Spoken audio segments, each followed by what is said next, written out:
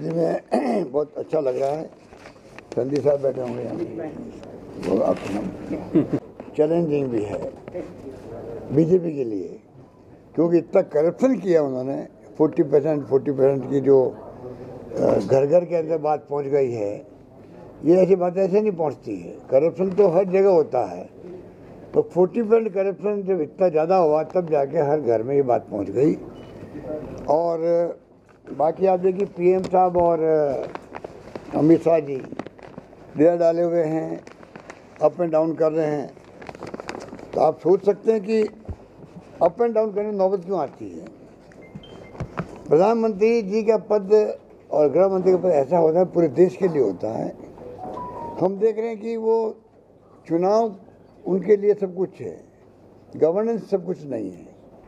इसीलिए हालात खराब है देश के अंदर, महंगाई बढ़ती जा रही है, युवा में आक्रोश भयंकर है। राहुल गांधी की जो यात्रा थी, भारत जोड़ो यात्रा, वो 4 मुद्दे थे: महंगाई का, बेरोजगारी का, नॉन वायलेंस का, और अमीर गरीब की खाई बढ़ गई है, बढ़ती जा रही है। क्या सरकार की जिम्मेदारी नहीं है दोनों की या पूरे सरकार की? इन मुद्दों पे ध्यान दें, महंगाई कम कैसे हो। नंबर 2, बेरोजगारी इतना विस्फोटक है कि आप हम कल्पना नहीं कर सकते हैं। अगर 75% युवा इस देश में हुए हैं, उनकी आकांक्षाएं बहुत ज़्यादा, अपेक्षाएं हैं सरकार से, पर आप देखते हैं कि नौकरी है ना कोई रोजगार है, सरकारी गैर सरकारी, वो बड़ा मुद्दा देश के अंदर। फिर उन्हीं में से एंटी सोशल एलिमेंट बनते हैं कि डकैती हो रही है, आत्महत्याएं हो रही है बच्चों की भी कई जगह पर, फ्रस्ट्रेशन के अंदर। ये तमाम घटनाएं जो हो रही है, ड्रग्स फैल रहा है देश के अंदर।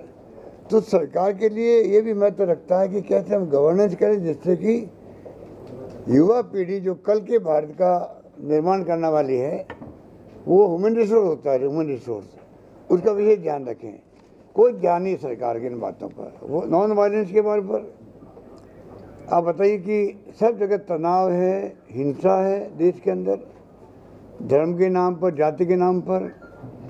पत्रकार, साहित्यकार या लेखक अगर वो खिलाफ लिख दे आर्टिकल भी, तो आप जेल जाओ, आप देशद्रोही हो।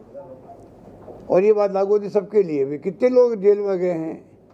एक पत्रकार केरल से आ रहा था वहाँ कवर करने के लिए, यूपी के अंदर एक लड़की का रेप हो गया था, जिसको रात को 2:30 बजे जला दिया गया बिना उनके परिवार के ही। पुलिस ने कवर करने वाले रास्ते में पकड़ लिया, 1.5 साल तक वो जेल में रहा था। मैं तो उसका नाम भी नहीं जानता, अभी छोटा सुप्रीम कोर्ट से वो क्या सिद्दीक कपल नहीं, वो जो गाँव का नाम हाथरस, आपको मालूम होगा, हाथरस का केस तो बड़ा संगीन आता है। कहने का मतलब ये कि जो हालात हो रहे हैं देश के अंदर, उससे पूरे देशवासियों को, प्रदेशवासियों को चिंता होना चाहिए। अगर हम चिंता नहीं करेंगे, अगली पीढ़ी भुगतेगी देश को, क्योंकि ये मंशा जो है वो मंशा वन पार्टी रूल की मंशा इनकी। धर्म के नाम पर राजनीति शुरू कर दी है। ये देश एक पार्टी का शासन कायम हो देश के अंदर, खतरनाक दिशा में देश जा रहा है। कोई नहीं जानता किस दिशा में जा रहा है, किस दिशा में जाएगा। ये हमने अगर विरोध नहीं किया प्रॉपर तरीके से, शिकस्त नहीं दी इनको। आज तो डेमोक्रेसी 70 साल के बाद डेमोक्रेसी रही है, इसलिए मोदी जी बने प्राइम मिनिस्टर। अगर डेमोक्रेसी नहीं रहती, पाकिस्तान के तरह हालात होते, आज़ाद दोनों मुल्क एक साथ हुए थे, तो मोदी जी प्रधानमंत्री कैसे बनते? उनको इस बात का एहसास ही नहीं है। कांग्रेस मुक्त भारत की बातें करते हैं, तमाम विपक्षी पार्टियों नेताओं कहते हैं सब करप्ट लोगों की गैंग बन गई है। क्या ये शोभा देता प्रधानमंत्री के मुंह से कि तमाम पॉलिटिकल पार्टियों के मुखिया जो है, अगर तमाम पॉलिटिकल पार्टी एकजुट होती है तो ये गैंग बन गई, इनकी करप्ट लोगों की गैंग बन गई है। ये जो हालात बन रहे हैं देश के अंदर, लोकतंत्र कमज़ोर हो रहा है, संविधान की धज्जियां उड़ रही है, ये हमारे लिए चिंता का विषय होना चाहिए। अभी जो मैंने कहा, मोदी जी आप और अमित शाह जी को मैं चैलेंज देता हूँ, आप ऐसा करो जहाँ सरकारें बीजेपी की है और जहाँ सरकारें 3 जगह कांग्रेस की है, आप उनको कंपेयर कर लीजिए, गवर्नेंस कहाँ अच्छी हो रही है, गवर्नेंस कहाँ अच्छी हो रही है। एक नमूना आपका कर्नाटक ही है, जहाँ जहाँ ये सरकारें, वहाँ इतना भयंकर करप्शन बढ़ गया है। ये चाल चरित्र चेहरा उसी बात करते थे, ये ज़िंदगी भर करते रहे यहाँ तक पहुँचे तब तक। अब इनका चाल भी बदल गई, चेहरा बदल गया और चरित्र बदल गया है। इतना भयंकर करप्शन हो रहा है, किसी को पूछ लीजिए, उद्यमी को बता देगा आपको कि किस प्रकार से करप्शन बढ़ा है। तो कहाँ की चाल गई है, कहाँ चरित्र गया है और कहाँ इनका चेहरा गया है, ये सबके सामने है। गवर्नेंस आप मुकाबला करो, नंबर 1। लोकल चुनाव तो ये कोई पार्लियामेंट का है नहीं, ये चुनाव तो राज्यों का है। गवर्नेंस कौन अच्छी दे सकता है, उस पर जनता का आह्वान करो, जनता फैसला करेगी कि किस पार्टी को सरकार सौंपनी हम लोगों को। हमारा दावा है जो हमने राजस्थान में किया है, हमारी पार्टी ने उसमें कई स्कीमें यहाँ पर मैनिफेस्टो में दी है, हमने वहाँ करके दिखाया है, तब इन्होंने दिया है। ऐसा नहीं कि हमने खाली घोषणा कर दी और इन्होंने लिख दिया, ऐसा नहीं है। हमारे वहाँ इम्प्लीमेंट होगी स्कीमें, तब लिखा गया है। और इनके वादे आप देख लीजिए, प्रधानमंत्री के रेवड़ी नहीं बंटनी चाहिए, फिर आपके गुजरात कर्नाटक में जो दिया गया इन्होंने मैनिफेस्टो वादे किए, वो क्या रेवड़ी नहीं है क्या? वो उसको रेवड़ी कहे क्या? मेरा मानना है कि टाइम आ गया है इस देश के अंदर। 2 बातें मैंने कही है प्रधानमंत्री जी को भी। एक तो डॉक्टर मनमोहन सिंह जी ने, सोनिया गांधी जी ने 4 कानून पास किए थे। आज़ादी के बाद में पहली बार किसी सरकार ने, यूपी गवर्नमेंट ने कानून बना के अधिकार दिए देश की जनता को पार्लियामेंट से। Number 1 RTI, number 2 RTE, right to education, number 3 खाद्य सुरक्षा का, फूड सिक्योरिटी, 2 रुपये किलो गेहूँ, 3 रुपये किलो चावल। ये कोई मामूली बात नहीं है। अगर 60-70% जनता को आप 2 रुपये किलो गेहूँ, 3 रुपये किलो चावल दे रहे हो, कानून बना के दे रहे हो, सरकार किसी की भी आएगी देना पड़ेगा आपको। और नंबर 4 महानरेगा, जो अकाल सूखे, मैं तो उस राज्य आता हूँ, राजस्थान जाता हूँ, अकाल सूखे पड़ते रहे ज़िंदगी में, जब से पैदा हुए तब से ही। इस एक योजना ने वहाँ पर पूरा बदलाव कर दिया है, पूरा बदलाव कर दिया। रोजगार मिलना 100 दिन का, हालांकि हमने वहाँ 125 दिन कर दिया स्टेट फंडिंग से, वो अलग बात है।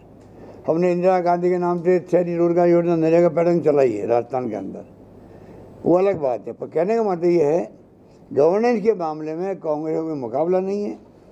अब धर्म के नाम पर और आप जाति के नाम पे कुछ भी कर लीजिए। हिटलर भी था, बहुत पॉपुलर हुआ था पहले, वो वही धर्म के नाम पे बात कर रहा था, बाद में उसने बर्बाद कर दिया जर्मनी को।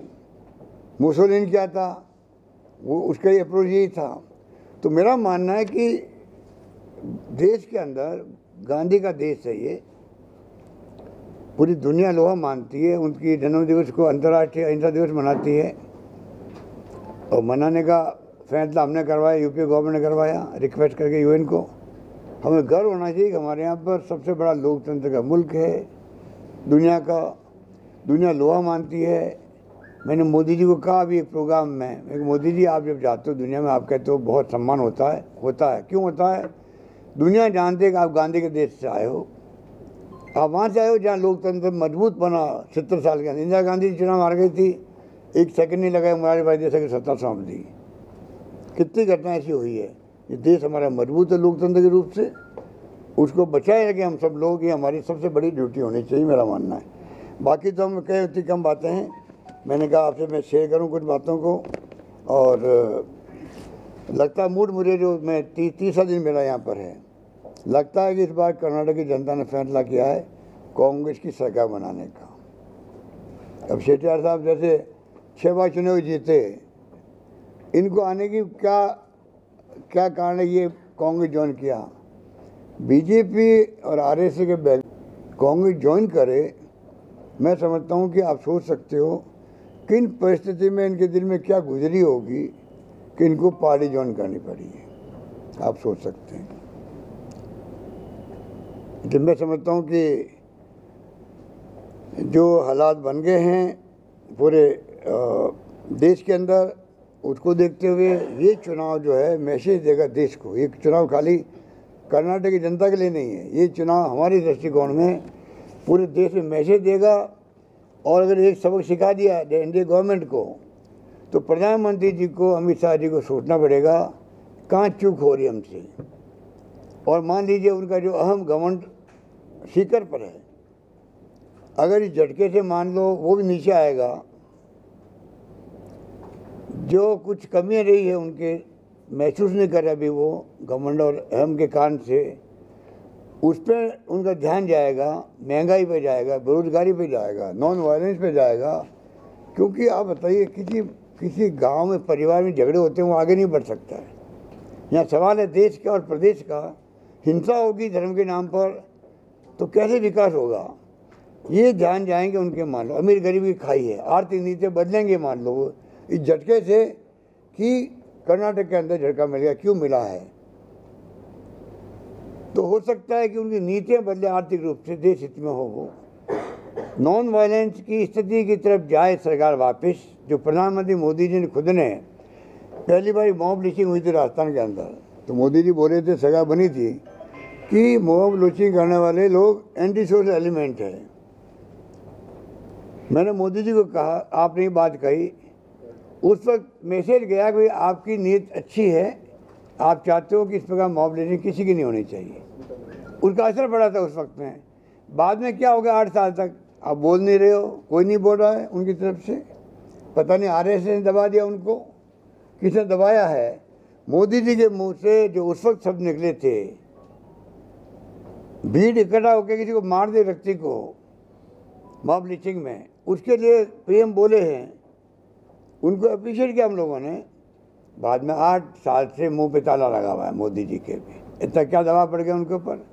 आज वक्त आ गया कि अगर इन बातों पर ध्यान नहीं दिया, अमीर गरीब की खाई का ध्यान नहीं दिया, बेरोजगारी पे ध्यान नहीं दिया और महंगाई पे अगर राहत नहीं दी लोगों को, तो मैं समझता हूँ विस्फोटक स्थिति बनेगी देश के अंदर। धन्यवाद। जो राजस्थान में आपने जो अच्छी कई योजनाएं चल रही है, स्वास्थ्य को लेकर भी बहुत बढ़िया योजना 25 लाख की बीमा की चल रही है, तो इस तरह की जो यहाँ मैनिफेस्टो में जो लागू की है, तो उसका क्या असर रहेगा इस चुनाव में और आगे क्या जो अन्य राज्यों में चुनाव होने वाले हैं? ठीक है, हमने कुछ मैं कहना चाहूँगा आपको, मैंने पीएम को भी रिक्वेस्ट की है लिखित के अंदर भी। 2 बातें हमने, वैसे तो हमने कुछ काम ऐसे किए जो कंट्री में कहीं नहीं, जैसे 25 लाख का बीमा हमने किया है सबका, फिर 10 लाख का किया था, 25 लाख का कर दिया।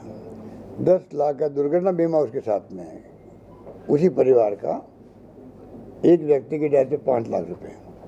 भगवान करे कोई डेथ नहीं हो, एक्सीडेंट अलग बात है, पर पानी से डूब गया, गिर गया ऊपर से, जल गया या एक्सीडेंट हो गया, तो हम लोग वहाँ पर दे रहे हैं।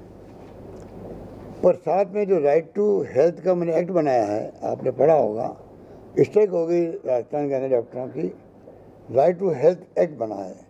हम कहते प्रधानमंत्री जी को वक्त आ गया है, आप विश्व गुरु बनने की बातें कर रहे हैं देश के लिए, आप राइट टू हेल्थ लाइए, नंबर 1। नंबर 2, मैं 1 करोड़ लोगों को दे रहा हूँ पेंशन वहाँ पर, बुजुर्गों को, महिलाओं को और निश्चित जनों को, डिसेबल्ड को। हम चाहेंगे प्रधानमंत्री जी सोशल सिक्योरिटी एक्ट बनाए कंट्री के अंदर, जिस पूरे कंट्री के सब लोगों को एक सी पेंशन मिले। अभी राज्य में अलग अलग पेंशन मिलती है, 1000, कहीं 500, कहीं 1500 रुपये मिलती है। उस परिवार का भला नहीं हो सकता। दुनिया के मुल्कों में हर परिवार नीडी है, उनको वीकली पैसा मिलता है। हम चाहेंगे मजदूर भी, आप यहाँ बैठे हैं, इस बिल्डिंग को खाली मशीन से नहीं बना है, मजदूरों से बना है। 55 साल 60 साल के बाद मजदूर काम नहीं कर सकता, क्या उसको सिक्योरिटी नहीं मिली परिवार को? उसको आज राहुल गांधी ने प्रयास किया था न्याय योजना का, 6000 रुपये प्रति माह का, वो भी एक प्रकार से सोशल सिक्योरिटी है। मैं चाहूँगा ऐसा एक्ट बनाए, पार्लियामेंट के अंदर बने। उसके अलावा जो हमने 3-4 काम, ओपीएस बहाल किया कर्मचारियों के लिए।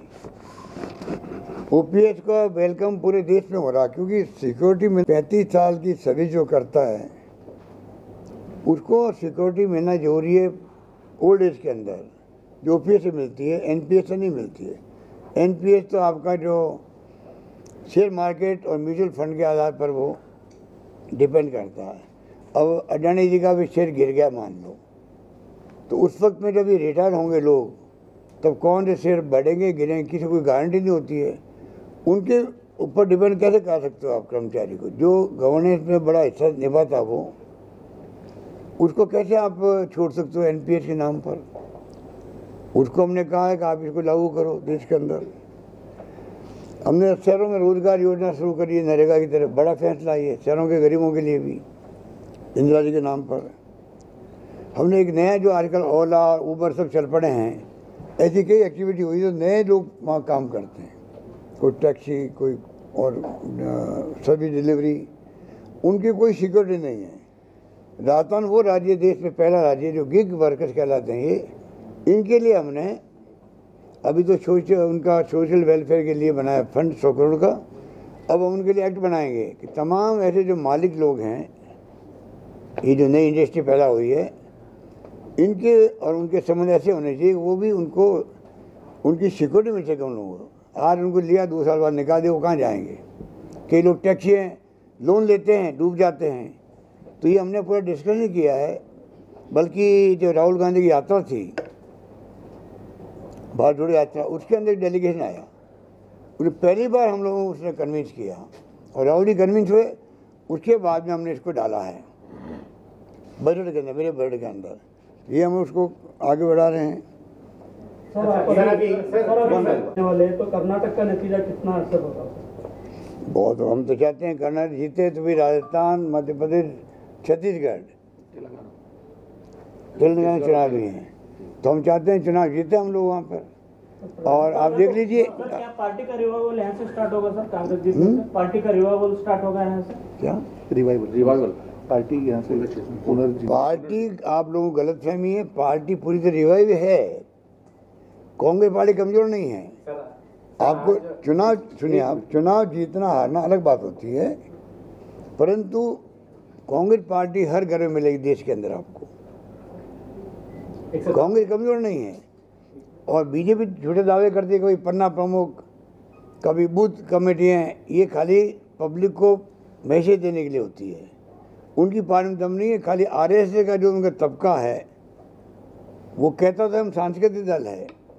सरदार पटेल ने उन पर बैन लगा दिया था, लिख के दिया, माफ़ी मांगी, ज़िंदगी में हम राजनीति में भाग नहीं लेंगे, हम खाली सांस्कृतिक काम करेंगे। वो भाग लेते नहीं लेते तो आप फैसला करो। दूसरा मुझे शिकायत, एक सेकंड, जिस प्रकार आपने कहा आजकल नया मॉडल ऑफ गवर्नेंस हो गया है मोदी जी का और अमित शाह जी का। चुनी सरकारों का आप हॉर्स ट्रेडिंग करके गिरा दो। उसमें आपका कर्नाटक भी आता है, महाराष्ट्र भी आता है, मध्य प्रदेश भी आता है। कहाँ जा रही डेमोक्रेसी? राजस्थान में उन्होंने खूब अटेम्प्ट किए, खूब इन्वेस्टमेंट किया। एक राजस्थान है, वहाँ पैसा उनको इन्वेस्टमेंट किया और डूब गया। बाकी तो वो कामयाब हो गए हैं। आप सोचिए क्या होगा देश का अगर जीतने के बाद में आप अगर हॉर्स ट्रेडिंग करवा दो, तो फिर डेमोक्रेसी कहाँ रही भाई? दूसरा इलेक्शन बॉन्ड, और दूसरा चंदा लेते हैं एक तरफा, ईडी, इनकम टैक्स, सीबीआई, तीनों का तो छापे पड़वा रहे हैं, रेड पड़वा रहे हैं हमारे ऊपर, सब पार्टियों पर इकट्ठा कर रहे हैं। मतलब इक्वल लेवल फील्ड भी नहीं रहा आपका चुनाव लड़ने का। आप पता ही ना, फील्ड तो बराबर होना चाहिए कि नहीं होना चाहिए दोनों का, ये स्थिति है। सर आपके 3 क्वेश्चन कर्नाटक में आनी चाहिए क्या करके लोगों को उन्होंने क्वेश्चन किया है। किसको क्या क्या पीएफआई कुछ बॉम्ब डालने वाले एक्यूज रहे, उनको राजस्थान में शेल्टर दिया। शेल्टर किसने दिया? राजस्थान ने शेल्टर दिया, ऐसा कुछ नहीं है। शेल्टर कहाँ दिया भाई? हम क्या शेल्टर देंगे?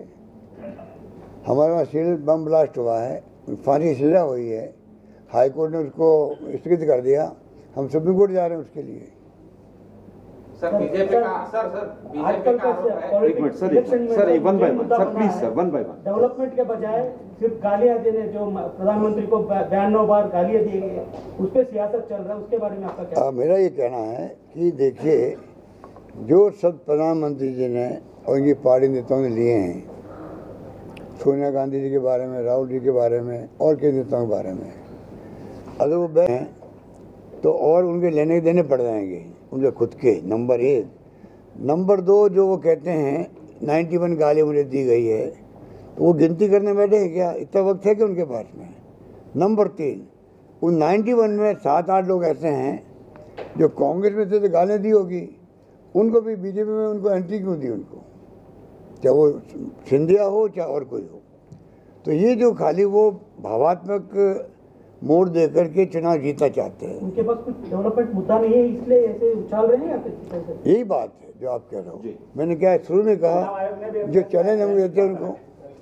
सर बीजेपी के लीडर जो भी आ रहे हैं कर्नाटक में मैनिफेस्टो के बाद कांग्रेस के रहे हैं, वो स्टेट को दिवाली की तरफ लेके जाएगा। राजस्थान में जो कुछ भी फ्री अनाउंस किए थे वो अब तक जारी नहीं हुआ बोल के प्रचार कर रहे हैं। जारी क्या हो, बेनिफिट मिलने लगे लोगों को। 10 लाख का बीमा था, बेनिफिट मिलने लग गया। 500 में गैस सिलेंडर दे रहे हैं हम लोग, लागू हो गई, अप्रैल स्कीम लागू हो गई है। लोन वेवर भी नहीं हुआ और 5 साल में हम लोगों ने, आप बताइए 5 साल में हमने एक भी टैक्स नहीं लगाया बजट के अंदर, 5 बजट के अंदर। नंबर 1 नंबर तो आपको यहाँ खुशी होगी जो आपने कहा, मैं उसका जवाब दे रहा हूँ कि वो कहते हैं कि दिवालिया हो जाएगा। इनको पता है आज देश के अंदर भारत सरकार के आंकड़े आए हैं, देश में नंबर 2 पे आर्थिक रूप से प्रगति करने वाला राज्य राजस्थान है, 2 नंबर पर।